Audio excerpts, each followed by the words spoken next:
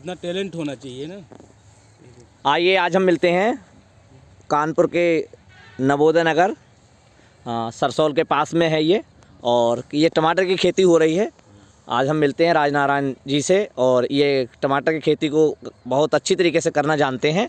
आइए आज इनसे ही मिलते हैं और इनके द्वारा सुनते हैं कि टमाटर की खेती जो है वो किस प्रकार से की जाती है। तो किस प्रकार से ये टमाटर की खेती आप करते हैं? हम टमाटर की खेती अभी तो अगस्त से लेकर लगाते हैं, यहाँ तक मार्च तक लगाते हैं। मतलब कुछ अगस्त में लगेगा, कुछ इधर नवंबर में, अक्टूबर नवंबर में लगता है, और कुछ इसके बाद उधर मार्च में लगता है, यार फरवरी मार्च में। तो हर समय की अलग अलग वैरायटियाँ होती हैं। जैसे अगर अगस्त में लगेगा तो यहाँ चप्पे वाले की पकड़ है, तो यहाँ हमारे क्षेत्र में नामधारी सीड्स का 585 नंबर सबसे ज़्यादा प्रेफर किया जाता है। मार्केट उसी की है ठंडियों पर। उसके बाद मजबूत वाला टमाटर, जैसे कुछ BSF का लगाते हैं, कुछ सिंजेंटा का लगता है, कुछ और बहुत सारी कंपनियां हैं, इन कंपनियों का लगता है। और अब ये अगर इस सीज़न का है, जैसे जो ये जाड़े वाला, ये जाड़े ये सिर्फ मतलब 20 मार्च तक चलेगा, और इसके बाद जो चलता है वो सब मजबूत वाला चलता है। क्योंकि जैसे गर्मी बढ़ती है तो अगर धूप में जैसे बेचने वाले बेचते हैं, तो जहाँ 2-4 घंटे धूप लगी पका टमाटर तो वो मुलायम पड़ जाता है। तो इसलिए ये मजबूत वैरायटियाँ लगाई जाती हैं इधर साइड। तो ये मतलब ट्रांसपोर्ट के लिए भी अच्छा रहता है। आपकी 200-500 किलोमीटर चाहे जहाँ ले जाओ, कोई दिक्कत नहीं है, पका हो या मतलब आधा पका हो। तो ये किस प्रकार से आप वो इसको करते हैं, ज़रा विस्तार से थोड़ा बताने का प्रयास करेंगे। अब अगर जैसे लगता है जो अगस्त में लगता है, तो उसमें सुंडी भी ज़्यादा लगती है, और एक जो फूल झड़ने वाली समस्या होती है बोट्राइटिस, वो भी लगती है। और इसके बाद अब बस मेन समस्याएं यही होती हैं, और टमाटर में ज़्यादा समस्या नहीं। लेकिन अगर जैसे ज़्यादा बारिश है और ये इस समय कोहरे के समय, तो जब पत्ता ज़्यादा देर तक भीगा रहता है तो इसमें लेट ब्लाइट का इन्फेक्शन हो जाता है। और लेट ब्लाइट ऐसी बीमारी है कि अगर इसको समय से रोकथाम नहीं किया गया या प्रिवेंटिव स्प्रे नहीं लिए गए तो पूरी की पूरी फसल बर्बाद हो जाती है। तो इसकी रोकथाम के लिए हम मतलब कौन सा इंसेक्टिसाइड जो है वो यूज़ करते हैं? अब इंसेक्टिसाइड में सुंडी वाले तो बहुत सारे आते हैं। अब जैसे ज़्यादातर लोग कोराजिन या मतलब जैसे नीम ऑयल के कुछ आते हैं, और इसके अलावा अब स्टैंडर्ड में चले जाओ तो जैसे टाकुमी है, फेम है, वाइगो है, ये लोग इस्तेमाल करते हैं। वो तो अपनी अपनी जेब के हिसाब से है या जानकारी के हिसाब से है। जिसको जो समझ में आता है, या सीधे दुकानदार के पास गया तो उसको जो समझ में आया या जो उसके पास जो हुआ उसने दे दिया। अगर तुम जानते हो तो अपने हिसाब से तुम मतलब इस्तेमाल करो, किस हिसाब की समस्या है उस हिसाब के इंसेक्टिसाइड फंगिसाइड इस्तेमाल करें। आप ये खेती लगभग कितने समय से कर रहे हैं? हम ये खेती लगभग 12 साल हो गए करते। तो 12 साल में आपको क्या लगता है कि ये खेती हमको जो है किस मात्रा में करनी चाहिए और किस आधार पे करनी चाहिए, ज़रा थोड़ा बताने का प्रयास करेंगे। मात्रा तो मतलब उसकी मतलब खुद की मतलब सोच और उपलब्ध जेब के हिसाब से आदमी कर सकता है। उसकी सोच कितनी है और जेब कितना अलाउ करती। इसके अलावा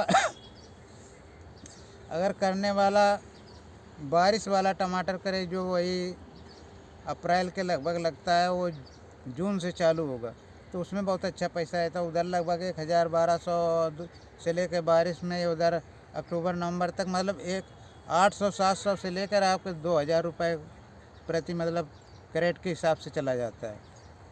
जी जी। क्योंकि तो यहाँ पैदा नहीं होता बारिश वाला, तो वो उधर बंगलौर साइड से आता है, बंगलौर के बाद शिवपुरी चालू हो जाता है। तो यहाँ पर वो मतलब वहाँ से हमको यहाँ पर दुगना रेट मिल जाएगा। मान लो अगर वो 1000 रुपये का वहाँ से लोड हुआ है तो आके इधर 1500-2000 में बिकेगा आके। अगर हम यहीं लोकल पैदा कर लें तो ये मतलब 2000 का हो जाएगा। यहाँ पर हो सकता है? हाँ, क्यों नहीं। जैसा मौसम वहाँ है वैसा है। सिर्फ मतलब ये फसल में पानी के भराव को रोकने के लिए थोड़ा बेड ऊंचे बनाने पड़ेंगे बस। जी जी। बारिश और तो सब जगह होती है। क्या फसल को उगाने के लिए, इन सब चीज़ों को करने के लिए क्या एजुकेशन की आवश्यकता होती है? हाँ, एजुकेशन की तो बहुत ज़रूरी है। नहीं, अगर एजुकेशन नहीं है तो आपको समझ नहीं आएगा, और जो दुकानदार जैसे दे दिया तो फ़ायदा हुआ तो हुआ, ना हुआ तो ना हुआ। आपका समय चला गया। जैसे जितने फूल आए हैं मान लो, अगर वो फल में नहीं कन्वर्ट हुए तो बेकार चले गए उतना समय। अगर वो समय लग जाता तो मतलब अगर एक बार में एक पेड़ में मतलब 4 गुच्छे हैं फूल के शुरुआत में, तो अगर 4 गुच्छे लगेंगे तो मान लो 1 किलो लग गया। अब एक पेड़ में मतलब 4000 पेड़, मतलब 1 बीघे में जैसे 4000 पेड़ लगे हैं, अब 1 किलो के हिसाब से जोड़े हो तो 4000 किलो आपका व्यर्थ चला गया। अगर वो लग जाता, अगर मान लो आपका 50 रुपये किलो चला जाता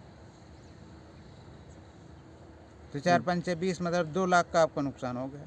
जी जी, मतलब एजुकेशन मोस्ट है। हाँ, बिना कोई भी क्षेत्र हो उसकी जब तक आपको पूरी जानकारी नहीं तो आप करोगे तो उसमें फेल होने के चांसेस ज़्यादा हैं। जी जी जी। तो आप 12 साल से लगभग इस को कर रहे हैं, तो लगता है कि हमको ये करना चाहिए। और यहाँ पर और कौन कौन सी खेती होती है? यहाँ मतलब पतली मिर्च भी हो जाती है, मोटी मिर्च है, शिमला मिर्च है, टमाटर है, बैंगन है, गोभी है, बंद गोभी है, ब्रोकली वगैरह यहाँ हो सब जाता है। लेकिन ब्रोकली का मार्केट यहाँ छोटे शहरों में नहीं है। जी जी। तो बहुत बहुत धन्यवाद आपको ये सब बताने के लिए। और उपजाऊ ज़मीन किस तरीके से की जाती है, पहले खेत को किस तरीके से तैयार किया जाता है, ये थोड़ा बताने का प्रयास करेंगे, फिर हम अपनी बात को यहीं पर विराम देंगे। कोई भी सब्जी की फसल करने के लिए पहली बात तो खेत की लेबलिंग होना बहुत ज़रूरी है। अगर लेबलिंग ना होगा तो मतलब कहीं पर फसल तो अच्छी हो जाएगी, कहीं पर अच्छी नहीं होगी। पानी लगाने में दिक्कत होगी।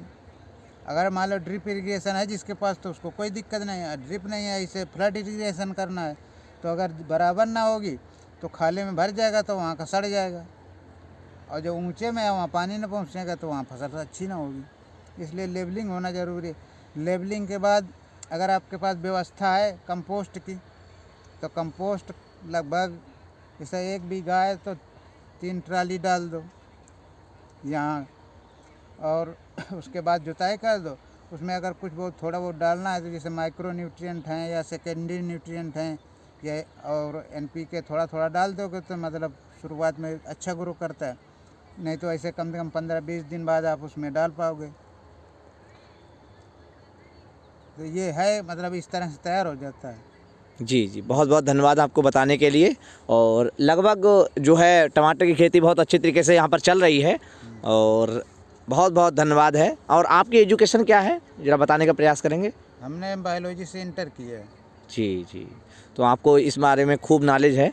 और आप इस क्षेत्र के मतलब जो टर्म होते हैं ना, ये बायोलॉजिकल टर्म, वो मतलब जो पढ़ा नहीं है वो नहीं समझ पाएगा। जी, थैंक्स फॉर वाचिंग। और आपका बहुत बहुत धन्यवाद, क्योंकि आप सीखे हुए हैं तभी आप हमको सिखा रहे हैं, बता रहे हैं। और सीखना ही जीवन है, इस तरीके से हम सीखते रहें और आगे बढ़ते रहें। बेस्ट ऑफ लक, राजनारायण जी। धन्यवाद।